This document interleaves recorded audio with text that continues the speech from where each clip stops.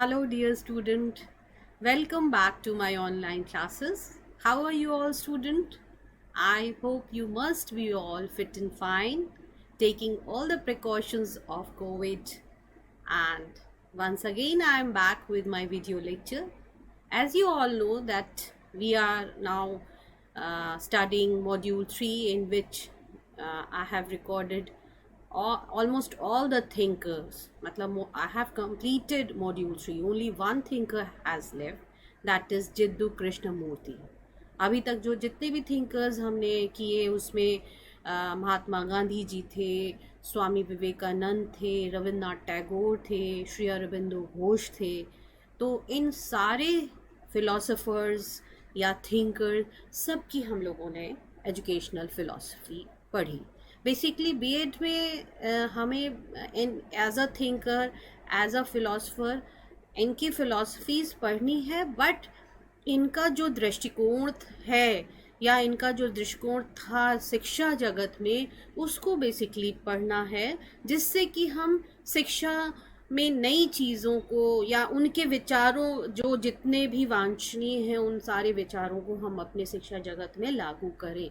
इसीलिए बीएड के कोर्स में रखा गया है कि जितने भी इतने बहुमूल्य विचारक हुए हैं, थिंकर्स हुए हैं, उन्होंने जो अपने अपने अनुभवों से, अपने एक्सपीरियंसेस से जो जीवन में अनुभव प्राप्त किए, उसको उन लोगों ने अपनी एजुकेशनल फ़िलॉसफ़ी के रूप में जिन जिन बातों को बताया. जैसे महात्मा गांधी ने बेसिक एजुकेशन की बात कही, श्री रविन्द्रनाथ टैगोर ने यूनिवर्सल ब्रदरहुड की बात कही, श्री अरविंदो घोष ने इंटीग्रल एजुकेशन की बात कही.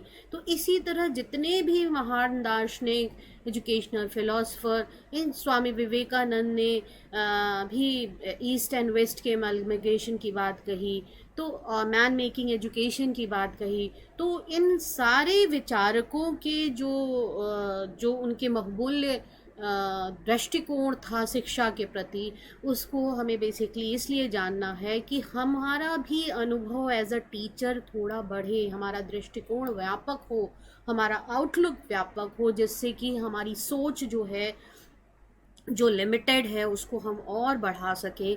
कि जब हम इन विचारकों को पढ़ते हैं एज अ थिंकर, हमने जो भी रिकॉर्ड किया आप लोगों के लिए और इनके बारे में बताया, इनके बायोग्राफी को बताया, इनके एजुकेशनल फ़िलॉसफ़ी को बताया, इनकी इन सारे दार्शनिकों के या विचारकों के या एजुकेशनल थिंकर्स के एजुकेशनल फ़िलॉसफ़ी को बेसिकली मैंने ज़्यादा एम्फेसाइज़ किया, फोकस किया, क्योंकि हमारे शिक्षा के क्षेत्र में, शिक्षा जगत में ही मेन उनका महत्वपूर्ण रोल है.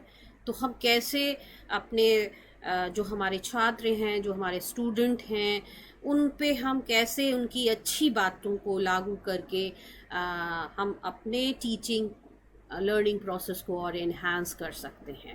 तो इस तरीके से हम लोगों ने मॉड्यूल 3 में लगभग सारे थिंकर्स कवर कर लिए, जिसमें आपके महात्मा गांधी आते हैं, स्वामी विवेकानंद आते हैं, श्री अरबिंदो घोष आते हैं, रविन्द्रनाथ टैगोर आते हैं, और जो आज के जो थिंकर हैं वो हैं जिद्दू कृष्णमूर्ति. अगर कुछ लोगों ने नाम सुना होगा तो ठीक है, वेरी गुड, बट अगर आप लोगों ने नहीं सुना तो ये भी एक महान दार्शनिक के रूप में हमारे सामने आए और एक महान एजुकेशनलिस्ट के रूप में आए. और इनको तो कहा जाता है कि इनको एक उपाधि ही मिल गई थी वर्ल्ड टीचर के रूप में.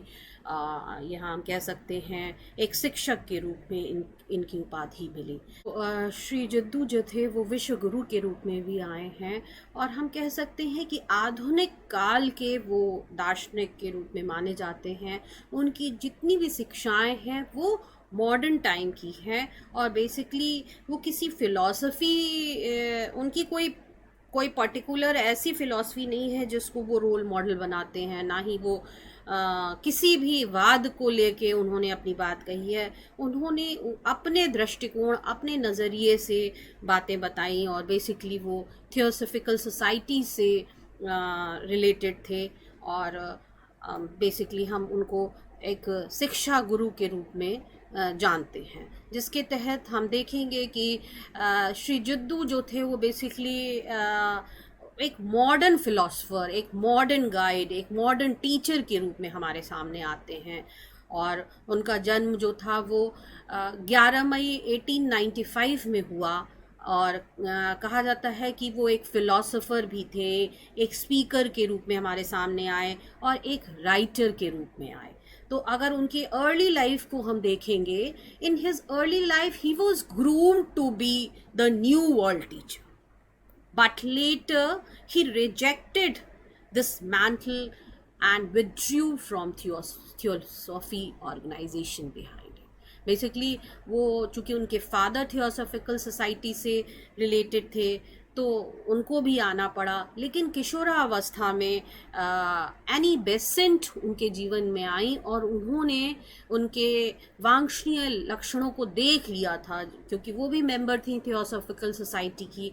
तो उनका जो एकदम स्पेशल क्वालिटीज़ थी शिक्षा के क्षेत्र में, उनको पहचाना और किशोरावस्था में उनको गोद लिया और उनको भेजा बाहर पढ़ने के लिए। और वो बाहर पढ़ के आए और उसके बाद से पूरी दुनिया में गए और उन्होंने अपनी शिक्षा का प्रचार किया। तो इस तरीके से हम लोगों ने देखा कि अभी हम लोग और स्लाइड के माध्यम से मैं उनकी लाइफ स्केच बताऊंगी। बेसिकली मैं थोड़ा सा उनका इंट्रोडक्शन देना चाहती हूँ कि वो एक मॉडर्न टीचर के रूप में, मॉडर्न ओरेटर के रूप में, मॉडर्न स्पीकर के रूप में हमारे सामने आते हैं, जिसमें एनी बेसेंट का बहुत रोल रहा है उनके जीवन में, क्योंकि उन्होंने उनको गोद लिया और उन्हें फ़ॉरेन भेजा पढ़ने के लिए। वहाँ से जब वो पढ़ के आए तो वो पूरी दुनिया में उन्होंने अपनी बातें बताई। तो इस तरीके से हम लोग देखते हैं कि वो एक शिक्षक या हम कह सकते हैं वर्ल्ड टीचर के रूप में हमारे सामने आते हैं, ना कि एक एजुकेशनलिस्ट के रूप, मतलब ना कि एक थिंकर, एक विचारक जो कई वादों से प्रभावित हो। उस तरीके का उनका कोई फिलॉसफी हमें नहीं नज़र आती है, जिसमें उन्होंने बेसिकली हमेशा ये स्ट्रेस किया कि there is a need of revolution in the psyche of every human, being emphasized that such revolution cannot be brought about any external entity, be it religious, political or social। उन्होंने बार बार इस बात पे बहुत ज़्यादा focus किया कि हमको अपने मन से स्वतंत्र होना है। मन से कैसे? हमें किसी टीचर की ज़रूरत नहीं है, टीचर तो रोक लगा देता है। हमें अपने दिमाग को इस तरह बनाना है कि किसी भी धर्म की ज़रूरत ना पड़े, किसी संप्रदाय की ज़रूरत ना पड़े, किसी पॉलिटिकल व्यू की ज़रूरत ना पड़े। हम जो भी हमारा अपना थॉट प्रोसेस है वो हमारा अपना होना चाहिए, ना कि किसी से हम मतलब हम किसी के थ्रू फोकस्ड होके या हम किसी की फ़िलॉसफ़ी को हम अपनी फ़िलॉसफ़ी बनाएं। हमारी खुद की अपना आउटलुक होना चाहिए, जिसमें हम लोगों को देखें, समझें और फिर अपना नज़रिया खुद तय करें। तो इस तरह की बात श्री जे कृष्णमूर्ति किया करते थे। और उनकी एक बहुत फेमस कोट है और उस कोट को मैं आपके सामने प्रस्तुत करना चाहती हूँ कि उन्होंने बोला कि to know how to think requires a great deal, means to know how to think requires a great deal depth and understanding, but to know what to think is comparatively easy। एक बार और इस coat को मैं दोबारा से बताऊंगी, जिससे कि आप लोग एक बार आपके कानों में दोबारा पढ़े। उन्होंने बेसिकली वो कहते थे कि किस तरह की सोच होनी चाहिए इंसान की, मतलब थिंकिंग प्रोसेस में हम किस तरीके से हम अपनी सोच को बनाए रखें। इसके तहत उन्होंने कहा to know how to think requires a great deal depth and understanding, but to know what think is comparatively easy. तो इस तरीके से हम लोगों ने देखा कि वो कितने मॉडर्न उनकी सोच थी, किस तरीके से वो शिक्षा को बेसिकली वो कहते थे education is not merely acquiring knowledge और गैदरिंग एंड कोरिलेटिंग फैक्ट्स। मतलब उन्होंने बेसिकली शिक्षा को कहा कि वो हमारी अंतर्निहित शक्तियों को उभारने का तरीका है, ना कि शिक्षा के थ्रू केवल हम नॉलेज को एक्वायर करें, कहीं से गैदर करें, या हम फैक्ट्स को कोरिलेट करें, इस तरह के एजुकेशन की बात श्री कृष्णमूर्ति नहीं करते थे। वो चाहते थे कि education helps us to discover the lasting values. जो हमारी लास्टिंग वैल्यूज हैं वो शिक्षा के द्वारा हमें मिले, सो that we do not merely cling to formulas or repeat slogans। मतलब जो एक फॉर्मल एजुकेशन के थ्रू जो हम फॉर्मूलाज पढ़ते हैं, स्लोगन को रिपीट करते हैं, इस तरह की एजुकेशन की उन्होंने पुरजोर वकालत नहीं की। उन्होंने ऐसी शिक्षा की बात कही जो शिक्षा हमारी सहायता करे, किस रूप में, in break down of our national social barriers for breed।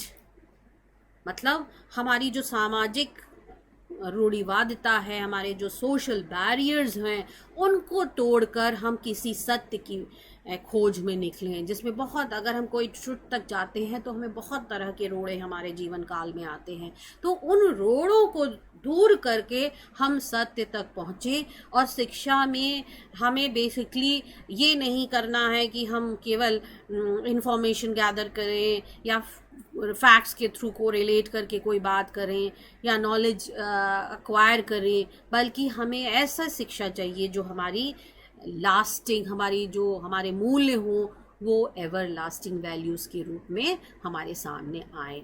तो बेसिकली कृष्णमूर्ति की जब हम बात करते हैं तो पहली चीज़ है कि he is a modern philosopher, he is a modern orator, he is a modern speaker, he is a विश्व गुरु या मॉडर्न टीचर, वर्ल्ड टीचर के रूप में हमारे सामने आए। क्योंकि शुरू में तो वो थियोसॉफिकल सोसाइटी से जुड़े थे। बेसिकली थियोसॉफिकल सोसाइटी क्या है? थियोसॉफिकल सोसाइटी वो है, थियो मीन्स ईश्वर, और थियो प्लस लॉगस से थियोसॉफी वर्ड बनता है, और बेसिकली इसका जहाँ पे हम जब हम ईश्वर संबंधी ज्ञान अर्जित करना चाहते हैं तो वो थियोसॉफी हो जाती है। तो वो बेसिकली थियोसॉफिकल सोसाइटी से जुड़े हुए थे शुरुआती दिनों में। और थियोसॉफिकल सोसाइटी में बेसिकली हम हिंदू धर्म के बारे में, इंटरनेशनल एक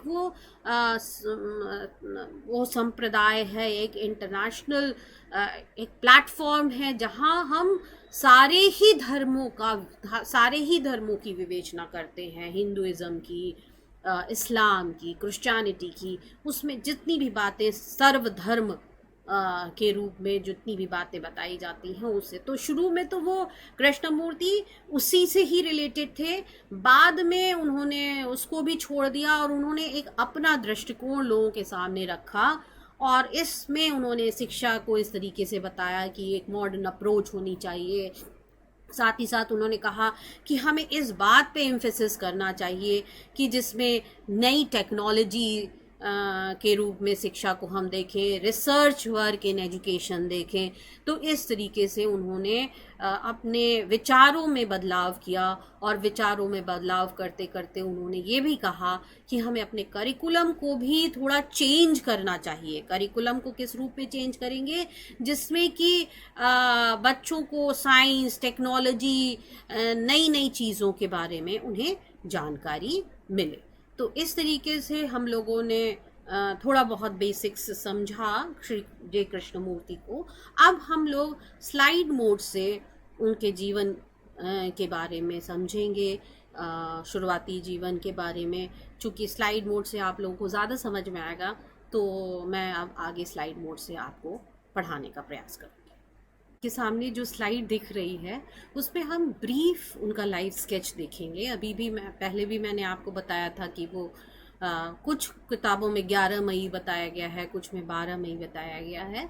तो एक कुछ थोड़ा सा डिफरेंस है एक दिन के डेट का, लेकिन बेसिकली ज़्यादा किताबों में 12 मई 1895 दिया गया है उनका डेट ऑफ बर्थ, जो कि एक आंध्र प्रदेश का एक छोटा सा गांव था, उसमें उनका हुआ, जिसका नाम था मैडन पैले। ये इस स्लाइड में आपको दिख रहा है, और जिसमें वो एक ट्रेडिशनल हिंदू फैमिली में पैदा हुए 1895 में 12 मई को, एक छोटे से आंध्र प्रदेश के गांव में। और वो अपने 8 बच्चों में एक थे, और बहुत जल्दी ही अपने माँ को उन्होंने खो दिया, और फिर वो अपने पिता के साथ एक्टिवली इन्वॉल्व हो गए थियोसॉफिकल सोसाइटी एट अड्यार, जो चेन्नई में है। और इस तरीके से उनके जीवन की जो शुरुआती दिन थे वो थियोसॉफिकल सोसाइटी से ही स्टार्ट हुए। और जो ये थियोसॉफिकल सोसाइटी थी वो एक इंटरनेशनल सोसाइटी है जिसमें के तहत हम विभिन्न धर्मों के बारे में पढ़ते हैं, और जिसके जो वो हमारी मद्रास प्रेसिडेंसी में सबसे पहले अड्यार अड्यार जो जगह है वहाँ पे उसकी स्थापना हुई थी। तो वो अपने पिता के साथ वहीं पे आने जाने लगे, और वहाँ उन्होंने शिक्षा शुरू, मतलब बेसिकली उनके जो थियोलॉजी से रिलेटेड जो शिक्षा थी वो उसकी शुरुआत हुई, और वो अपने भी विचार इसमें कंट्रीब्यूट करने लगे। बाद जब वो 16 वर्ष की आयु में आए या किशोरावस्था में जब आए, तो उनके विलक्षण प्रतिभाओं को जब एनी बेसेंट ने देखा थियोसॉफिकल सोसाइटी में कि किस तरीके से वो बोल रहे हैं, वो कुछ डिफरेंट हैं, तो उनको गोद ले लिया। और फिर चूँकि वो बहुत अच्छे से गोद लेने के बाद उन्हें विदेश भेजा, वहाँ उन्हें पढ़ाया, जिसके तहत उन्होंने कई भाषाओं को सीख लिया, जिसमें इंग्लिश, स्पेनिश, फ्रेंच, इटालियन, ये सारी भाषाओं पे पारंगत हो गए। और एट द एज ऑफ 16 ही authored the book at the feet of guru. तो बहुत ही कम समय में, बहुत ही छोटी उम्र में उनके अंदर एक डिफरेंट प्रतिभा उभरी, जिससे एनी बेसेंट बहुत प्रभावित हुई, जिसकी वजह से, क्योंकि उन्होंने 16 वर्ष की आयु में ही एक किताब लिख डाली जिसका नाम था एट द फीट ऑफ गुरु। उसके बाद जब वो बाहर गए पढ़ने के लिए, तो वहाँ पे कई भाषाओं को सीखा, और इस तरीके से हम देखते हैं कि उनकी जो थिंकिंग थी वो ओरिजिनल थी, वो किसी भी फिलोसोफर से नहीं एम्फसाइज थे, और किसी फिलोसोफर की बात नहीं करते थे, वो अपनी बात करते थे। उनकी जो फिलॉसफी जो थी वो रियली डीप थी, और उनकी जो थिंकिंग थी वो ओरिजिनल थी। और his lecture used to be well intended by thousands of people, क्योंकि उन्होंने पूरी दुनिया में अपना लेक्चर दिया और उन्होंने अपना नज़रिया बताया। He made the listener ponder over his inner self. वो आंतरिक आत्मा की बात करते थे। वो कहते थे किसी तरह का कोई ज़ोर ज़बरदस्ती किसी के ऊपर नहीं होनी चाहिए, और उन्होंने जो बातें बताई वो एक सिंपल लैंग्वेज में, कोई पर्टिकुलर फिलॉसफी को लेकर उन्होंने बात नहीं बताई। He wrote what he spoke. वो जो लिखते थे वही बोलते थे, इन सिंपल ट्रूथफुल मैनर। तो एक तरीके से हम लोग देखेंगे कि J Krishnamurti was a great orator, great speaker and a great world teacher. Okay, तो उनका जो व्यक्तित्व था, उनकी जो पर्सनालिटी थी वो बहुत ही डाइवर्स थी। तो स्लाइड में भी आप देख रहे होंगे, स्लाइड में भी मैंने बताया हुआ, he is a great scholar, philosopher and original genuine thinker. उनकी जो भी, अगर वो एक दार्शनिक के रूप में हमारे सामने आते हैं, एक थिंकर के रूप में आते हैं, तो वो किसी भी इज़म से प्रभावित हो के नहीं, किसी की फिलॉसफी से नहीं, उनकी अपनी खुद के जो विचार थे उसको उन्होंने बताया। And he was a great orator and also write. The book by him were the result and outcome of his speeches. जितनी भी speeches उन्होंने दी उसको उन्होंने बुक के फॉर्म में कन्वर्ट किया, और इस तरीके से उन्होंने अपने जो जितने भी विचार दिए वो पूरी दुनिया के सामने रखा। बल्कि जो प्रेजेंट सिस्टम ऑफ एजुकेशन था उससे वो खुश नहीं थे, वो प्रेजेंट जो एजुकेशन था उसमें वो बदलाव करना चाहते थे। अब हम जे कृष्णमूर्ति की जब एजुकेशनल फ़िलॉसफी देखते हैं तो उसमें जो उन्होंने कुछ एसेज लिखे थे वो था the noisy child and silent mind, बहुत फेमस इनकी ऐसे है। फिर noisy children become silent when they do something. Education should strive for inner peace and hence bliss. शिक्षा केवल सूचनाओं को गैदर करने के लिए नहीं होना चाहिए, हम फैक्ट्स को कोरिलेट करने के लिए नहीं हम शिक्षा अर्जित करते हैं। हमें बेसिकली हमें अपनी अंतरात्मा की शांति के लिए और उस पर उस रियलाइजेशन के लिए शिक्षा की ज़रूरत है। और उन्होंने इसमें जो शिक्षा के सोर्सेज बताए कि किसके थ्रू आप शिक्षा ले सकते हैं, वो basically psychology of human mind, मतलब आपकी थॉट प्रोसेस, आपकी माइंड की साइकी ऐसी होनी चाहिए जिसमें आपके खुद के विचार निकले, ना कि आप किसी और से इन्फ्लुएंस्ड हो जाएं, किसी और के आउटलुक को अपना आउटलुक बनाएं। इस तरह की बात वो नहीं कहते थे। वो चाहते थे कि हर छात्र, हर बच्चे का अपना आउटलुक हो, अपना नज़रिया हो, जो कि वो खुद से जो सोचेगा वो ओरिजिनल थिंकिंग होगी। तो इस तरीके से हम लोगों ने जे कृष्णमूर्ति के बारे में डिफरेंट चीज़ें समझी। अब वो किस तरह, अब एजुकेशन के पर्सपेक्टिव में अगर जे कृष्णमूर्ति को हम रखते हैं तो हम देखेंगे शिक्षा के लिए उनका डिसिप्लिन क्या था। और बेसिकली एजुकेशन एंड डिसिप्लिन की जब बात करते हैं, एजुकेशन एंड अटेंशन की बात करते हैं, किस तरीके से पढ़ाई करवाई जाए, प्रोसेस ऑफ लर्निंग क्या होनी चाहिए, और जो लर्निंग हो उसमें किसी तरह का कंपटीशन नहीं होना चाहिए।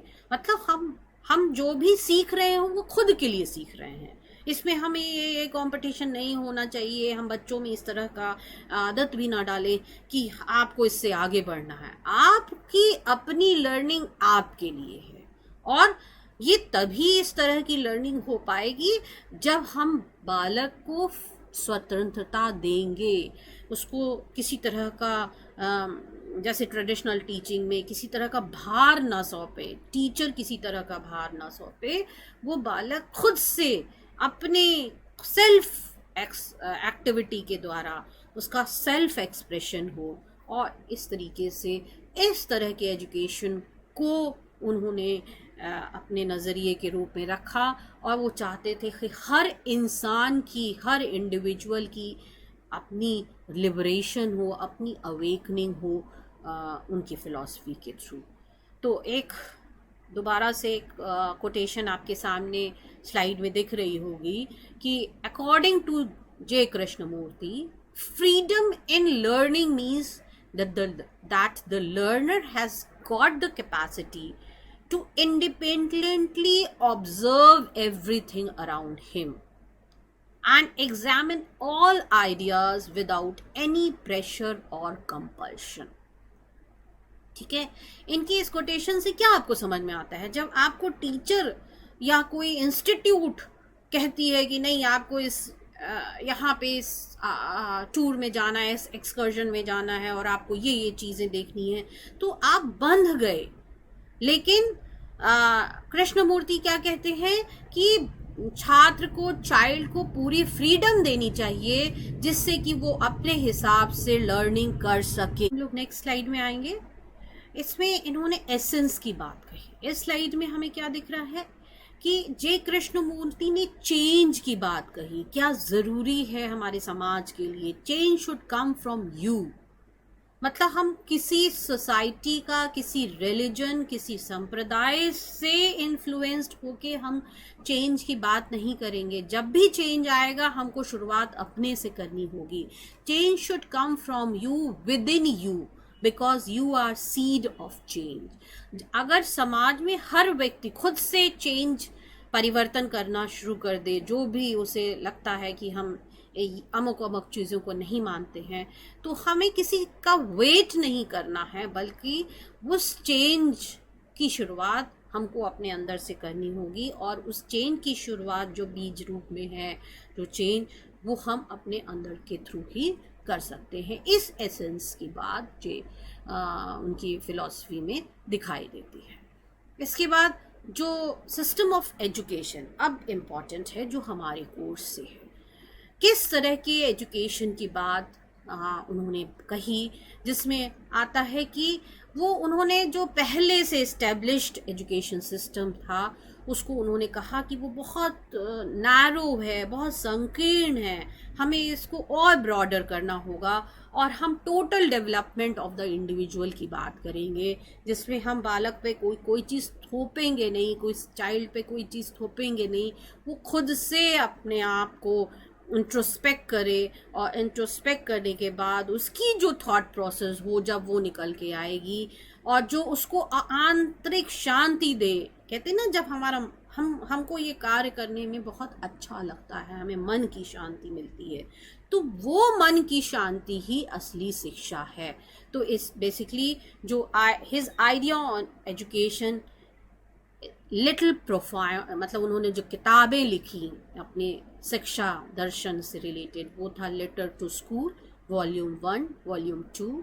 उसके बाद स्कूल के विषय में, विद्यालय के विषय में उन्होंने कहा कि वो एक ऐसी जगह है, लर्निंग का, अधिगम का एक ऐसा स्थान है जो कि हमको कल्टिवेट करता है एक ऐसे दिमाग का जिसमें हम थोड़ा सा अनुशासित भी रहेंगे। मतलब बेसिकली उन्होंने विद्यालय को इस रूप में हमारे सामने प्रदर्शित किया जिसमें कि हमारा दिमाग जो है वो थॉट प्रोसेस भी उसमें होगा और वो थोड़ा डिसिप्लिन भी रहेगा, व्यवस्थित भी रहेगा, क्योंकि उन्होंने डिसिप्लिन को, इनर डिसिप्लिन की बात कही थी, साथ ही साथ ऑर्गेनाइज्ड डिसिप्लिन की बात कही। तो उन्होंने कहा कि स्कूल में जाके बालक डिसिप्लिन भी हो जाएगा और साथ ही साथ उन्होंने कहा try to secure an inward grasp of what is being said. जो भी कहा जा रहा है आप अपने अंदर से सोचिए कि हम इस बात से कितने हमको कितना सही लगता है, और जब आप उस बात को सही मानेंगे और फिर अपना जब विचार रखेंगे तभी वो सही ज्ञान है, उस आपका ज्ञान जो है वो सही दिशा में चलेगा। Attention is necessary to comprehend to be voluntary. उन्होंने बार बार अटेंशन पे फोकस किया। उन्होंने कहा कोई भी चीज़ समझने के लिए बहुत ज़रूरी है कि आपका दिमाग जो है वो अटेंटिव हो। Learning demand application and order. उन्होंने कहा अधिगम के लिए बहुत ज़रूरी है कि आप एक ऑर्गेनाइज्ड वे में, ऑर्गेनाइज तरीके से पढ़ाई करें, साथ ही साथ जो भी पढ़ें उसको अप्लाई करें। और पढ़ने के लिए स्वतंत्रता भी बहुत ज़रूरी है। क्यों पढ़ने के लिए स्वतंत्र? क्योंकि जब हम स्वतंत्र रहेंगे तभी स्वतंत्र रूप से सोचेंगे और जो हम सोचेंगे उसको हम विचार के रूप में प्रकट करेंगे। तो इस तरीके से उन्होंने अटेंशन पे बहुत ज़्यादा कंसंट्रेशन दिया, मतलब कंसंट्रेशन और अटेंशन दो एस्पेक्ट को बहुत ज़्यादा फोकस किया। उन्होंने कहा जब हम कंसंट्रेट करेंगे, अटेंटिव होंगे, तभी हमारी जो सारी एनर्जी है हमारे मन की वो फोकस होगी किसी पर्टिकुलर पॉइंट को लेके। उसके बाद उन्होंने अटेंशन को उन्होंने फिर कॉन्ट्रडिक्ट किया, basically no contradiction and no conflict, there is no point of focus। साथ ही साथ उन्होंने बालक के लिए कहा कि student caught between his own desire for freedom and societal conformist and expectation। मतलब बालक खुद से फंस जाता है जो सोसाइटी की जो परंपराएं हैं उसमें, साथ ही साथ उसकी जब ओन डिज़ायर होती है उसमें, तो इसलिए बालक को पूरी तरीके से खुला स्वतंत्र छोड़ें जिससे कि वो खुद से समझे, सोचे। और टीचर का जो इन्फ्लुएंस और इम्पैक्ट है स्टूडेंट पे वो पड़ता है, लेकिन बहुत ज़्यादा टीचर को इन्फ्लुएंस नहीं करना चाहिए। उसे खुद से अपने से learning by doing, learning by activity, learning by experiment के थ्रू से पढ़ना होगा। तो वो जो ज्ञान होगा वो हमेशा एंडलेस होगा, असीमित होगा और हमेशा के लिए होगा। तो प्रोसेस ऑफ लर्निंग में उन्होंने बताया इनफाइनाइट एंड अनएंडिंग ये होता है। अधिगम की जो प्रक्रिया होती है वो कभी भी ना ख़त्म होने वाली प्रक्रिया है। तो हमेशा जब हम अपनी इंटेलिजेंस की बात करते हैं तो हमेशा एक थर्स्ट होती है हमारे इंटेलिजेंस की, हमारी बुद्धि को, जो कि हमको ऊपर की तरफ ले जाता है, एनकरेज कंपटीशन और सस्टेन कॉन्फ्लिक्ट। हमें कॉम्पिटिटिव तो बनाता है, लेकिन हम किसी तरह के कॉन्फ्लिक्ट में ना पड़े, इस तरह की इंटेलिजेंस की बात करता है, जिसमें कोई तरह का कोई कॉन्फ्लिक्ट ना हो, और कंप्लीट फ्रीडम की बात करते हैं। Intelligence is a by product of thought.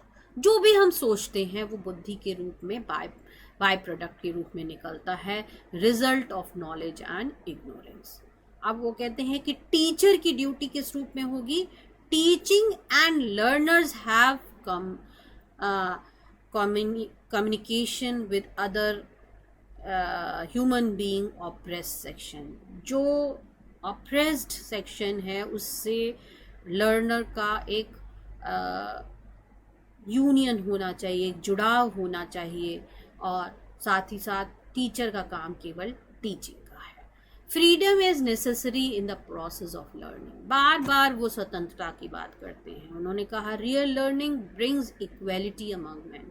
हम किसी तरह के, जब हम एक्चुअल पढ़ लेंगे, हमारी एक्चुअल जब हम ज्ञान अर्जित कर लेंगे, तो हम इस लेवल पे आ जाएंगे जिसमें हमारे लिए सारे इंसान बराबर हैं, क्योंकि जो रियल लर्निंग होती है वो इक्वालिटी लाती है। It liberates the mind from the thought of Prestige, position and status and conscious. जब हम इस लेवल तक जब पहुंच जाएं कि हमें हम ऐसे ज्ञान तक पहुंच जाएं, या हमारी सोच इतनी व्यापक और ब्रॉडर लेवल में हो जाए, हमारी सोच संकीर्ण ना हो जाए, जब हम उस लेवल तक पहुंचेंगे तो पहली बात हमारे लिए सारे इंसान एक होंगे, और हमारे लिए ना ही प्रेस्टीज मायने रखेगी, ना पोजीशन मायने रखेगा, ना स्टेटस मायने रखेगा। हम अपने कॉन्शियस में इतने आगे बढ़ जाते हैं। अगर हम जैसी लर्निंग की बात श्री जिद्दू कह रहे हैं कृष्णमूर्ति, जिसमें आंतरिक शांति की बात होती है, और वो आंतरिक शांति हमें कैसे मिल पाएगी? थ्रू फ्रीडम, क्योंकि फ्रीडम बहुत ज़रूरी होता है अधिगम की प्रक्रिया में। और जब हम उस अधिगम की प्रक्रिया में उस लेवल पे जब पहुंचेंगे जिसमें हमारे लिए सारे व्यक्ति एक बराबर होंगे, हम ये सोच के लर्निंग नहीं करेंगे कि हमें ये पोजीशन मिलेगी, हमारा प्रेस्टीज बढ़ेगा सोसाइटी में। हमें जब इनर पीस फील होगी, जब हम इन सारी चीज़ों से ऊपर उठ जाएंगे, तो आपका वो ज्ञान जो होगा वो असली ज्ञान होगा। तो इस तरीके से हम लोगों ने श्री जिद्दू से रिलेटेड सारे एस्पेक्ट्स को देखा। इस तरीके से आपने स्लाइड मोड के थ्रू श्री जे कृष्णमूर्ति के जो भी शिक्षा से रिलेटेड उनके जो विचार थे उनको देखा। और एक बार और क्विक रिवीजन में कराना चाहूँगी, जिससे कि आप एक बार और उनके द्वारा दिए गए जो भी शिक्षा में उन्होंने जो विचार दिए हैं उस कॉन्सेप्ट को आप समझ लें। बेसिकली वो किसी फिलॉसफर से या किसी इज़म से नहीं वो प्रभावित थे। वो उनके जो भी विचार थे वो उनके विचार थे। अगर हम शिक्षा के विषय में उनके विचारों को देखेंगे तो बेसिकली उन्होंने किस तरह की डेवलपमेंट की बात कही? उन्होंने ऐसी डेवलपमेंट की बात कही शिक्षा में क्योंकि वो ट्रेडिशनल टीचिंग से वो खुश नहीं थे, जो प्रेजेंट शिक्षा चली आ रही थी उससे खुश नहीं थे। वो चाहते थे कि एक नई टेक्नोलॉजी शिक्षा में आए, नए रिसर्च वर्क शिक्षा में आए, और जिसके तहत जो करिकुलम, जो पाठ्यक्रम वो डेवलप करना चाहते थे वो ऐसा होना चाहिए, वो पाठ्यक्रम जो वर्किंग एफिशिएंसी दे। और उस डेवलपमेंट ऑफ करिकुलम के तहत उन्होंने इनकरेज किया था कि बालक को फ्रीडम दी जाए, बालक को इस तरीके से प्रोवोक किया जाए कि वो जो नॉलेज, जिस ज्ञान को वो ढूंढना चाह रहा है, वो प्रॉब्लम सॉल्विंग नॉलेज के रूप में हो। मतलब उसके सामने प्रॉब्लम रखा जाए और वो खुद से उस प्रॉब्लम को सॉल्व करे, जैसे प्रोजेक्ट मेथड होता है, प्रॉब्लम सॉल्विंग मेथड होता था। इस तरह के मेथडोलॉजी से पढ़ने की बात करते थे। वो बेसिकली ज्ञान को ठूसने की बात नहीं करते थे। वो नहीं चाहते थे कि टीचर जो है वो ज्ञान को ठूसे बच्चों के दिमाग में। करिकुलम ऐसा हो जो बालक के इंटरेस्ट का हो, रिसर्च डेवलपमेंट कर सके छात्र, और सेल्फ एक्सप्रेशन से भरा हुआ करिकुलम हो, मतलब जिसमें बालक अपनी क्षमता से सेल्फ एक्सप्रेस करे अपनी बातों को। और साथ ही साथ पाठ्यक्रम को उन्होंने national integrity and harmony in the student भी हो। मतलब हम इस प्रकार से पाठ्यक्रम को बनाएं जिसमें एक समानता हो, हम आपस में एक दूसरे से लिंक्ड हो, हम कोई हमारे समाज में छोटा बड़ा इस तरह की हमारे छात्रों में इस तरह की सोच ना हो। तो बेसिकली नेशनल इंटीग्रिटी और हार्मनी की बात वो करते थे, जो कि हम करिकुलम के द्वारा हम छात्रों को दे सकते हैं। साथ ही साथ जब टीचर की बात श्री जिद्दू करते हैं तो टीचर के लिए उन्होंने बहुत उनके रोल के लिए उन्होंने कहा कि एक इंटरैक्टिव रिसोर्स होना चाहिए, या जो भी वो मेथड चूज करेगा जब वो करिकुलम को ट्रांजैक्ट करता है, तो करिकुलम जो ऐसा हो, जो टीचर्स या जितने भी लोग बनाएं करिकुलम को, उसमें टीचर का रोल ये है होना चाहिए जिसमें curriculum should encourage curiosity in the student. एक कौतूहल होना चाहिए बालकों के अंदर, जिसके थ्रू टीचर एक प्लेटफॉर्म दे और उस प्लेटफॉर्म के तहत वो एक गाइड की तरह, उसको एक फैसिलिटेटर की तरह हेल्प करे, लेकिन बालक जो होगा वो अपनी प्रॉब्लम्स को खुद सॉल्व करेगा। तो इस तरीके से जो पाठ्यक्रम होगा वो क्या करेगा, वो डेवलप करेगा to develop praise and opinion in the student. तो इस तरीके से एक एस्थेटिक ओपिनियन बालकों के अंदर जागृत करना चाहते थे। इसके अलावा जो विषय वस्तु होगी करिकुलम में वो किस प्रकार होनी चाहिए, it should be transacted through discussion method और प्रोसेस।